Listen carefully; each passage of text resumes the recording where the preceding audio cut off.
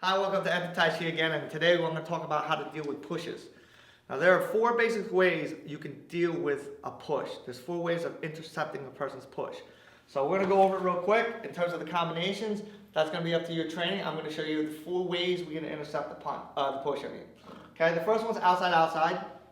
Second one's inside-inside. Third one's inside-outside, and the fourth one's straight out to the side. There's only four ways you can do it. Okay, anything else is just one of those four. Okay, so we're going to talk about the outside-outside push. One thing you should do no matter what is when someone's pushing you, you should always take a step, whether it's backwards or sideways. And the reason why is if you give me a push, if you deal with it and you don't move, the force and the energy is going to wind up knocking you backwards anyways. So rather than trying to recover from it, use that as he pushes. Take a step. That'll give you the space that you need, but it also neutralizes you, so when you're driving forward energy, you won't feel the repercussion of it being pushed back at you. So in other words, if I'm going like this and I stay and I push, I'm going to get knocked backwards. But by stepping backwards and pushing forward, I won't feel the effect knocking me backwards because I neutralize it by stepping backwards. Okay? Now the first one, as he pushes, up and slam their hands together, if you can. Okay? So when the person pushes, you just want to raise, don't get it. You want to raise your arms up this way. Don't lift your hands out, because when you do that, you draw backwards. So if he pushes, you go like this. You actually allow him to come in faster. So what we want to do is just raise the arm up. Okay?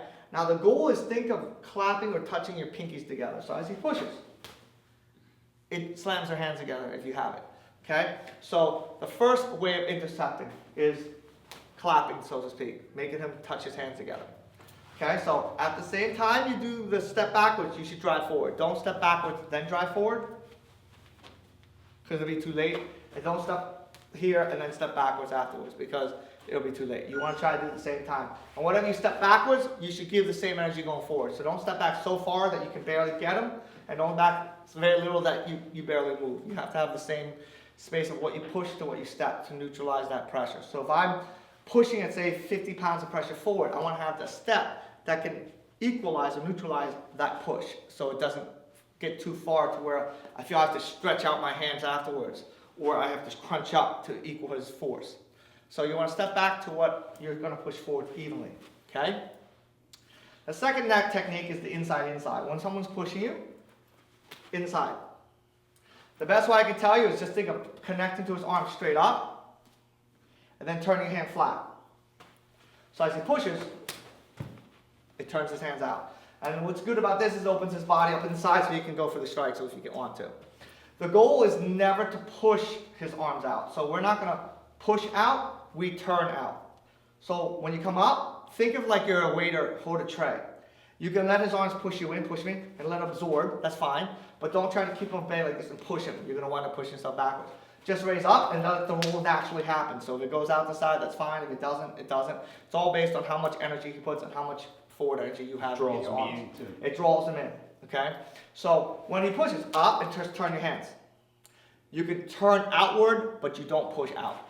Okay, so I turn it outward, so I go like this, but I don't push out literally. Okay?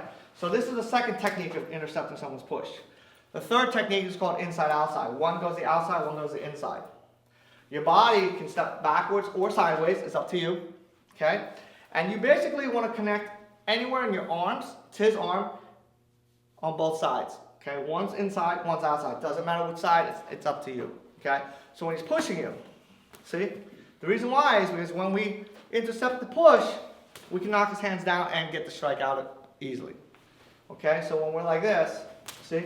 So you can take that.